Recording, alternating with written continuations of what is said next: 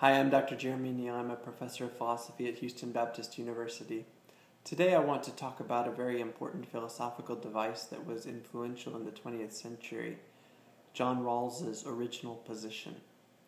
So I'm going to describe the original position. I'm not going to develop any criticisms of it, but I want briefly to talk about its implications for philosophical reasoning. The original position is an artificial and self-consciously hypothetical thought device that Rawls develops in order to unpack the subject of justice. He thinks that the original position is a special way, in fact a privileged way, of understanding the nature of justice because it strips us of some of the particularities of our situations in real life that bias our views and opinions about justice and about the ways in which the principles of social cooperation ought to be selected. So briefly, let me describe the setup of the original position. The original position is a location in which Rawls imagines the representatives of family lines, persons who he imagines as being situated behind a veil of ignorance. So to put yourself in the original position is to imagine yourself being cut off from all of the particularities that identify you. Maybe in real life you are a white woman. In the original position you wouldn't know that you're white, you wouldn't know that you're a woman. You don't know your gender, you don't know your ethnicity, you don't know your religious status, you also don't know your socioeconomic class in society, among other things that you don't know.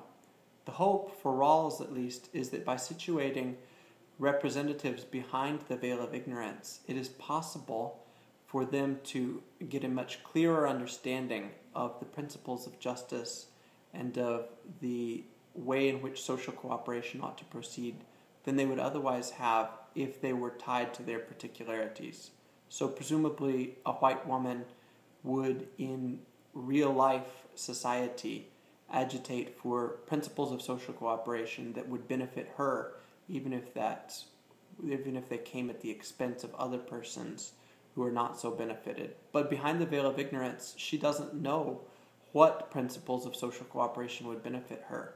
So Rawls thinks that such a person would not be able to choose those principles that she would choose if she were situated in real life, at least not in the same way, because she doesn't know what she's going to be in real life. She doesn't know all of the particularities. However, there are certain general pieces of knowledge that persons have in the original position. Among the general knowledge things that they have, they know what Rawls calls the circumstances of justice. The circumstances of justice are they include objective such circumstances, things like the relative scarcity of resources. So human beings in any society that we've lived in have not had unlimited resources. So Rawls thinks that this is legitimate to allow as a piece of knowledge into the original position. Among other circumstances of justice are the moral psychologies that Rawls assigns to his representatives in the original position, including especially a certain psychological egotism or self-centeredness. The participants in the original position are thought to be moral egotists who are interested in pursuing their own interests, or at least in setting up principles of social cooperation that will enable them to pursue their own interests in a maximal way. There are a few other things that the participants in the original position know, but none of these things are particular. They are only general things about the nature of social cooperation and about the ways in which human beings tend to cooperate with each other. Now, all of that said, Rawls thinks that persons situated in the original position are better capable of selecting principles of justice than they would otherwise be.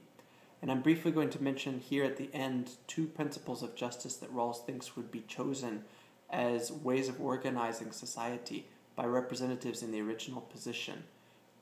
And I'm going to save for another time a discussion of these two principles. I'm just going to mention them here.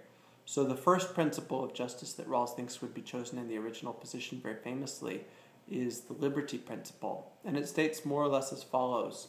Each person is to have an equal right to the most extensive total system of equal basic liberties compatible with a similar system of liberty for all. Let me say that one more time. Each person is to have an equal right to the most extensive total system of equal basic liberties compatible with a similar system of liberty for all. In addition, Rawls thinks that the representatives in the original position would choose a second principle of social cooperation, and that principle is that social and economic inequalities are to be arranged so that they are both to the greatest benefit of the least advantaged, consistent with the just savings principle, and also attached to offices and positions open to all under conditions of fair equality of opportunity. Rawls ranks these principles of justice in lexical priority, with the liberty principle preceding the difference principle. Let me say the second principle one more time. Social and economic inequalities are to be arranged so that they are both to the greatest benefit of the least advantaged and attached to offices and positions open to all under conditions of fair equality of opportunity.